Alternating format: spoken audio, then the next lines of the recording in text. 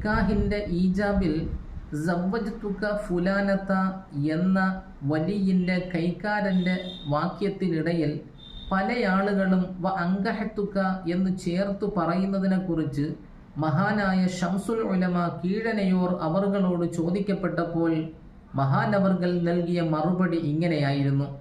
കുൻഷീദി കോയ തങ്ങൾ എന്നൊരു പണ്ഡിതൻ നാദാപുരത്തൊരു ബില്ല് അവതരിപ്പിച്ചു. സവ്വജ്തുക വ അങ്കഹത്തുക എന്ന് പറഞ്ഞാൽ ആ നിക്കാഹ് ശരിയാവുകയില്ല.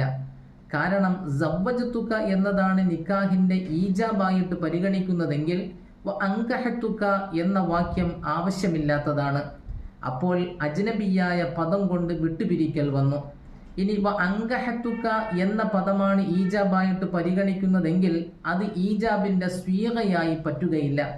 കാരണം വാവ് ഉള്ളതുകൊണ്ട് ഇബ്തിദാ ഉൽ കലാം സംസാരത്തിൻ്റെ ആരംഭം തുടക്കം ശരിയാവുകയില്ല. ഏതുപോലെ എന്ന് വെച്ചാൽ സലാം പറയൽ സുന്നത്തും സലാം പറഞ്ഞാൽ അത് കേൾക്കുന്ന മുസ്ലിം മടക്കൽ നിർബന്ധവുമാണല്ലോ. എന്നാൽ സലാം പറയുന്നൊരാൾ വസ്സലാമു അലൈക്കും എന്ന് പറഞ്ഞാൽ സലാം മടക്കൽ നിർബന്ധമില്ല എന്ന് നമ്മുടെ ഫുഖഹാ രേഖപ്പെടുത്തിയിട്ടുണ്ട്.